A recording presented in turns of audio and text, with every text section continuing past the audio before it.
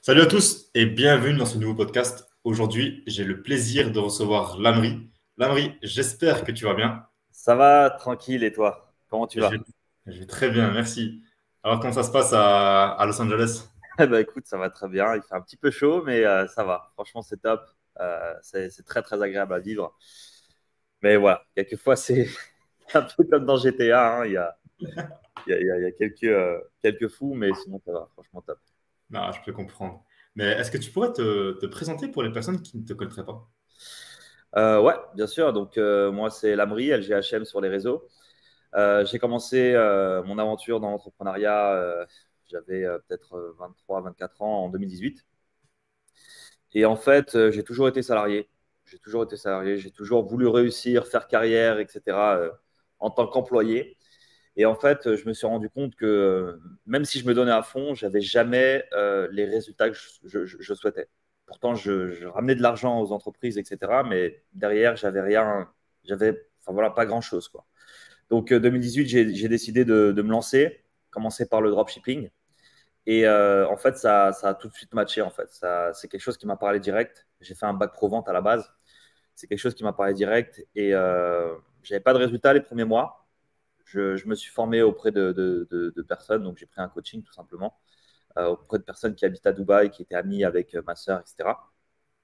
Et en fait, eux, ils m'ont tout appris. Ils m'ont tout appris. J'ai commencé à faire le dropshipping avec des tunnels de vente, ce genre de trucs. Et ça avait vraiment, vraiment bien pris. Puis après, j'ai switché sur Shopify, WooCommerce. Et du coup, aujourd'hui, bah, j'ai 5 marques qui fonctionnent en France et aussi aux États-Unis. Et voilà, je pense que c'est déjà pas mal. Je ne sais pas si tu voudrais accentuer des points, mais concrètement, voilà un petit peu ce que je fais actuellement, donc dropshipping et marque e-commerce. Mhm. Ok, donc là, tu m'as dit que tu avais 5 marques qui tournaient. Ouais. Mais pour lancer un nouveau projet, ou bien pour un de tes projets que tu as déjà lancé, comment est-ce que tu as trouvé concrètement cette nouvelle opportunité? Alors, concrètement, d'ailleurs, même pour les marques, c'est exactement le même process que je suis. Je teste un produit sur le marché le plus rapidement possible. On n'est pas là pour faire un beau site, on n'est pas là pour faire un beau design ou quoi que ce soit. Parce qu'au final, c'est le marché qui décide quoi que tu fasses. D'accord? Donc, moi, ce que j'ai fait, c'est juste que j'ai testé des produits. Bien sûr, il y a des manières de les tester pour pas tout simplement payer trop cher en publicité, etc. Donc, on lance des pubs. Hein, nous, on fait que des pubs Facebook, TikTok, etc. Et du coup, je les lance le plus rapidement possible. Et derrière, on voit tout de suite l'intérêt ou pas. Tu vois. Et il y a certaines stratégies où tu n'as pas forcément besoin de dépenser 50 euros en publicité, 100 euros en publicité, parce que si tu testes tous les produits du monde avec 50, 100 euros, tu ne vas pas t'en sortir.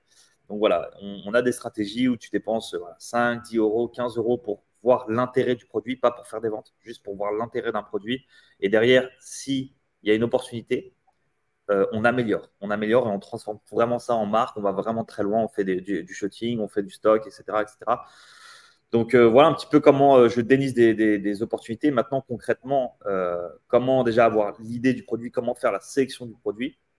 Ça, c'est tu regardes un petit peu les tendances qui se passent autour de toi. Le meilleur indicateur, c'est ce qui se passe autour de toi. Si tu as des personnes qui te parlent de quelque chose, d'un produit ou même, je ne sais pas, concrètement, voilà, moi j'avais ma femme qui commençait à diluer du vinaigre de cidre dans de l'eau et pour réduire de la glycémie, etc. Et derrière, en fait, il y a des entreprises qui ont fait des gummies avec du vinaigre de cidre. Donc, c'est comme des bonbons finalement, avec du vinaigre de cidre directement à l'intérieur. Donc là, hop, il y a eu une opportunité. Et en fait, il y a plein d'opportunités partout autour de nous. Il faut juste être attentif. Et, les gummies, c'est quelque chose qu'on pourrait faire tout simplement.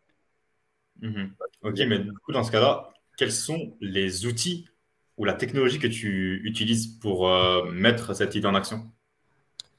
Alors, on commence tout de suite par Shopify pour créer le shop.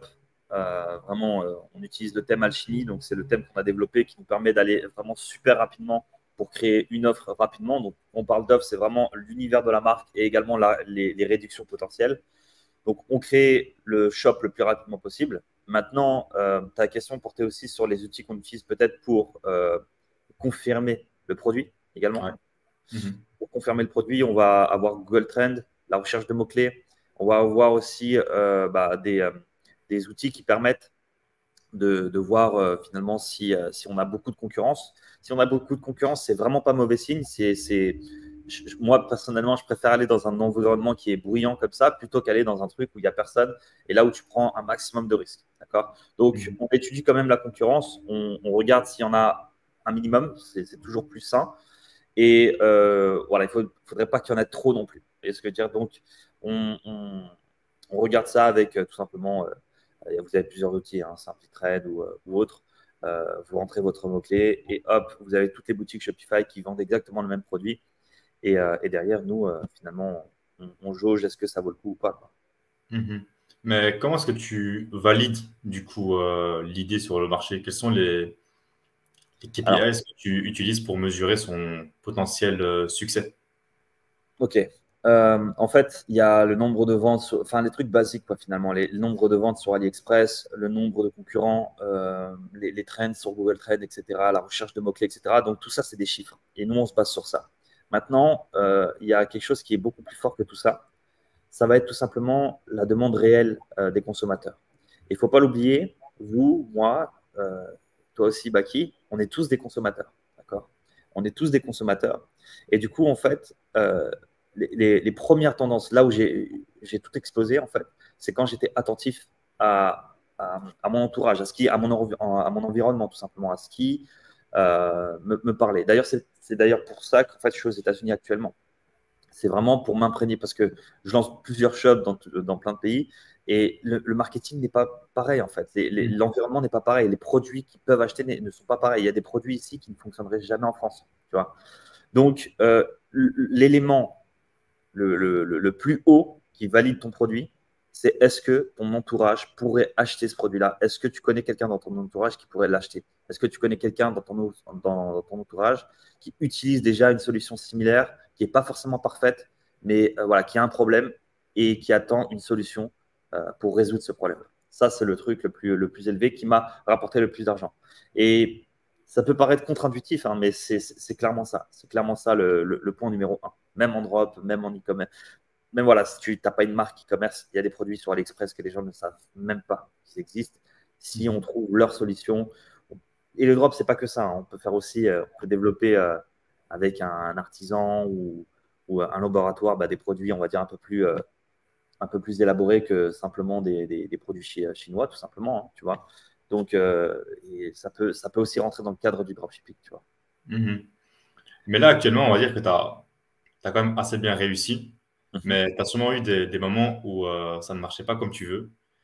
Oui. Et à ce moment-là, lorsque ça échoue, comment est-ce que tu fais pour te relever ou bien genre pour réessayer de refaire fonctionner la même chose?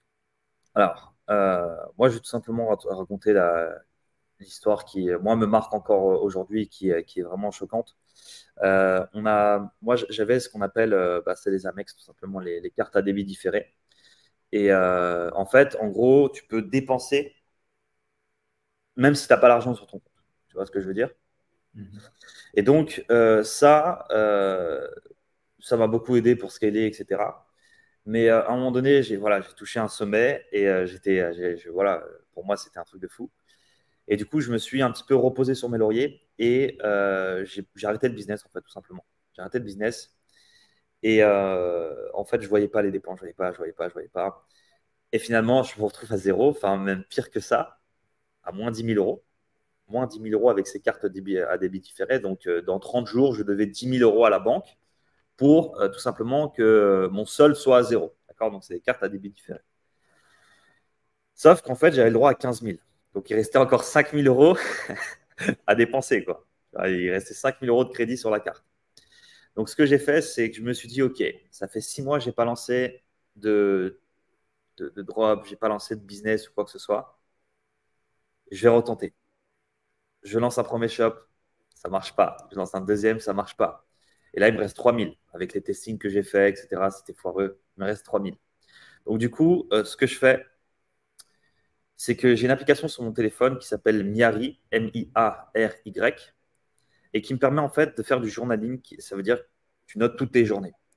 Et en fait, depuis que j'ai commencé l'entrepreneuriat, et donc ça, c'est ma plus grande chance, franchement, j'ai noté toutes mes journées importantes. Donc, quand j'ai tout simplement des échecs ou quand j'ai des réussites, je note mes journées, vraiment. D'ailleurs, je prends aussi une photo de moi pour voir mon évolution au cours des mois, etc. Et donc, ça m'a permis de me remettre dans le bain à une puissance, à une vitesse incroyable, en fait.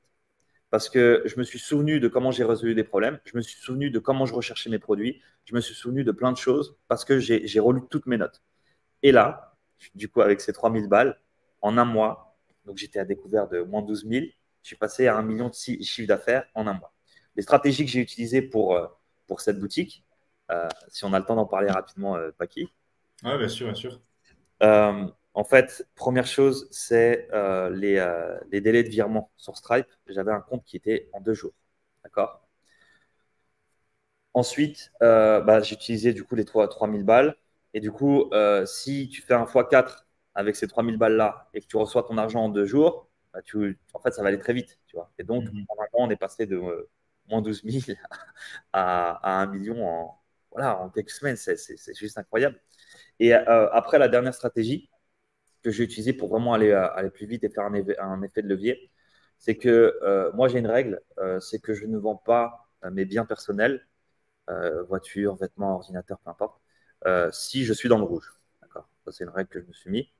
Et donc, en gros, la seule manière où je peux vendre mes objets, c'est pour faire un effet de levier pour quelque chose qui fonctionne. Et donc là, j'en ai profité, vu que j'avais un shop qui fonctionnait très, très, très bien. On arrivait au 4e trimestre, donc avec les fêtes de Noël, etc. Donc, ça tombait parfaitement. J'ai tout vendu et j'ai racheté du coup les versions au-dessus 3-4 semaines plus tard. Et puis en plus de ça, j'avais un gros bénéfice à la fin, quoi. Donc, donc voilà un petit peu comment je me suis relevé. C'était vraiment grâce au journaling, etc.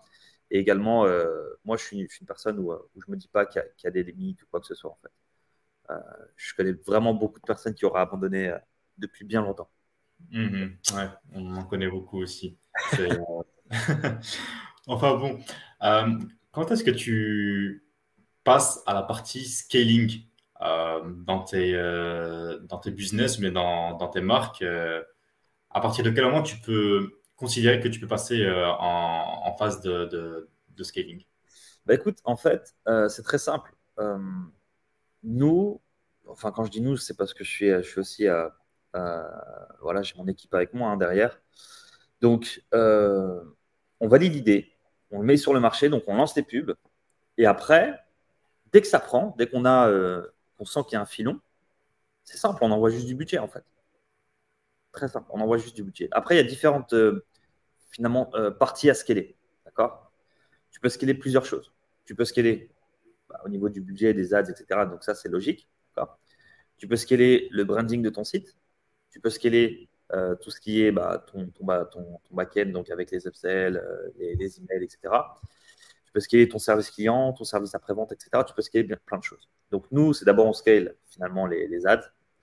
Ensuite, et j'ai envie de dire même en même temps, on scale aussi le branding du site, etc. Et en fait, concrètement, c'est comme je te l'ai dit pour répondre à ta question, c'est à partir du moment où on sent que c'est bon, l'offre, elle est rentable. Il faut savoir qu'on utilise différentes métriques euh, que le ROS simple pour vraiment jauger si ça vaut le coup. D'accord. Mhm. Clairement, le ROS, c'est le retour sur investissement publicitaire. Et en fait, il y a des produits, il y a des business, en fait, tout simplement, qui vont te donner un ROS de 3 quand on a d'autres à côté qui vont te donner des ROS de 10. D'accord. Donc ça, Mhm. faut le jauger, il faut savoir où mettre ton argent. Parce que derrière, tu peux faire 10 fois plus pour le même budget que tu as, pour le même capital que tu as. Tu vois. Donc c'est aussi ça où on met l'accent vraiment pour avoir des résultats explosifs très rapidement. En fait, tu vois. Mhm. Et les personnes qui aimeraient se lancer dans le drop, est-ce que tu aurais des ressources pour ce genre de choses, pour pouvoir vraiment passer à l'étape supérieure et ne pas se contenter que des vidéos sur YouTube? Ouais, alors déjà, la première chose, c'est que vous allez pouvoir rejoindre déjà ma formation gratuite. Je vais te donner le lien, Baki. Vous Ok. allez pouvoir rejoindre ma formation gratuite où je vous donne vraiment un plan d'action précis. Que vous ayez 1000 euros dans le compte en banque ou 10 000, vous allez pouvoir l'appliquer. Et derrière, après ça, si vous voulez aller beaucoup plus loin et en fait tout simplement suivre mon process, j'ai développé e-com Alchemy, qui n'est pas une formation, qui n'est pas un accompagnement. C'est vraiment un process à suivre. Donc, c'est des vidéos. Mais à chaque fois, à chaque module, finalement, on se passe un appel, vous et moi, et je valide ce que vous faites. Donc, ça peut être avec moi ou ça peut être avec mon équipe. Mais on valide ce que vous faites pour vraiment limiter les erreurs. Donc, on vous accompagne jusqu'à votre réussite. Et derrière, l'objectif de ce projet-là, et vous allez comprendre du coup pourquoi on a tout intérêt à vous suivre et tout intérêt à vous faire réussir finalement. Derrière, l'objectif, c'est que le dernier stade de cette formation, c'est vraiment qu'on s'associe ensemble avec les élèves et qu'on mette à disposition nos ressources, que ce soit financières, au niveau des contacts, etc. On peut tout simplement donner des fonds pour scaler, ce genre de trucs. Et du coup, voilà comment je compte développer e-com Alchemy, etc. et comment ça pourrait vous aider. Donc, vraiment, si vous partez de zéro, vous avez toutes les étapes pour aller beaucoup plus loin. Et derrière, également, si vous avez besoin de scaler à un très haut niveau, on est derrière vous. Vous voyez ce que je veux dire? Donc, c'est assez novateur. Et je suis très, très, très fier de ce projet-là. J'ai beaucoup d'excellents retours et les résultats vont suivre très bientôt parce que c'est quand même un projet qui est tout nouveau. C'est ce qu'on l'espère en tout cas.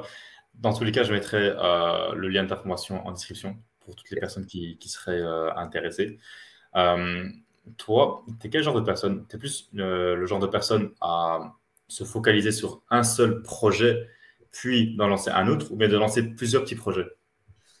Ça, je pense que en fait, tu peux pas t'appeler entrepreneur si tu n'as jamais eu ce problème-là. Regarde, tu vois, même les plus grands, ils font plusieurs business à la fois. Après, ils ont des équipes, etc. Tu vois, mais on a tous, en fait, un entrepreneur a envie de résoudre des problèmes, en fait. Et donc, on a tous envie de faire plein de choses à la fois, mais c'est la pire chose à faire. C'est la pire chose à faire. C'est la pire chose à faire. Surtout si tu es tout seul, tu vois. Si tu commences, tu débutes, tu es tout seul, euh, tu peux pas faire plusieurs choses à la fois. Tu peux pas plusieurs choses à la fois. Même, il y a d'autres choses. Il y a un autre point important. En fait, il y a certains projets, il y a certaines boîtes qu'on a envie de lancer, mais si on est tout seul, on ne pourrait pas réussir non plus. D'accord? Donc, il faut vraiment, quand on est solo, quand vraiment on débute, même si on a un capital de 10 000 balles, c'est pas suffisant. Quand on débute, là, l'objectif, c'est de faire grandir et grossir son capital. Donc, il faut choisir un business qui va vite, un business qui va rapporter du cash rapidement. Après, si tu as envie de t'amuser et de faire des trucs un peu plus, comment dire, personnels, etc., allonger des projets dans le Web3 ou j'en sais rien, enfin bref. Mais ça, il faudra que tu aies du cash, en fait. Tu vois ce que je veux dire? Il faudrait que tu aies du cash. Et il y a d'autres business, en fait, où il faudrait que tu aies de la ressource humaine. Tu vois? Typiquement, lancer 20 000 sites, si tu n'as pas de ressources humaines, tu ne pourras pas le faire. Tu vois? Et voilà, ça, enfin, ce genre de projet, ressources humaines obligatoires, sinon, en fait, tu vas te cramer, en fait, tout ça. Je ne sais pas si tu es d'accord avec moi, mais Ah ouais, je suis d'accord. Mais après, on va dire que pour lancer 20 000 sites, en vrai, c'est juste une question d'automatisation, tu vois. Mais ah, dès le départ, il faut vraiment avoir un process clair et net pour pouvoir ensuite lancer tout ça, ouais, je vois, je vois, je tu vois. vois. En tout cas, moi, donc je suis plus une personne qui lance un seul truc, et puis dès que ça scale, je recrute du monde et le business tourne tout seul finalement. Ouais. Tu es plus ce genre de personne à déléguer plutôt qu'à automatiser. Ouais, l'automatisation, j'utilise beaucoup d'ailleurs pour le service client sur mes boutiques. Euh, Beaucoup aussi pour les flows, etc., au niveau des emails et tout. Mais voilà, il n'y a rien de fou en fait. Vraiment, l'automatisation, c'est pas non plus mon truc, quoi. Je préfère vraiment. Alors, je préfère travailler avec des robots plutôt que des humains. Je pense que c'est logique pour tout simplement, voilà, il n'y a pas de maladie, il n'y a pas de choses de ce genre de trucs. Ça, bah, je sais pas si tu vas le garder. On gardera. Dans tous les cas, dans tous les cas on va s'arrêter là pour aujourd'hui. En tout cas, Ouais. merci à toi. Merci à Non, mais toi. c'est un plaisir, c'est un plaisir. Et où est-ce qu'on pourrait te retrouver sur les réseaux? LGHM, que ce soit sur YouTube prochainement, que ce soit sur Instagram, que ce soit sur Twitter, LGHM. Ok, parfait. Dans tous les cas, je mettrai ça en description ainsi que ta Yeah. formation gratuite pour toutes les personnes qui seraient intéressées par le dropshipping. En tous les cas, d'ici 6 à 7 mois, on fera un état des lieux pour voir ton évolution, pour voir aussi certains de tes échecs si tu en as fait. chose que je ne t'espère pas. Ouais, Je t'espère plein de réussites. Et dans tous les cas, on est en contact. ça marche. Juste, on apprend plus avec les échecs que les réussites. C'est vrai. C'est le meilleur mot pour la fin. Merci à toi, Lamri. Ciao, ciao. Salut. Du coup, les gars, voilà, c'est la fin de ce podcast. Waouh, je commence à briguer aussi. Bref, si vous avez vraiment aimé ce podcast, n'hésitez pas à vous abonner, à aimer la vidéo, à commenter, à me suivre sur le réseau et aussi à suivre la Marie sur ses différents réseaux. Et pour toutes les personnes intéressées par le dropshipping, pour passer à la vitesse supérieure, n'hésitez pas à rejoindre sa formation gratuite que je mettrai aussi en description. Et on se retrouve pour un prochain podcast. À très bientôt. Salut.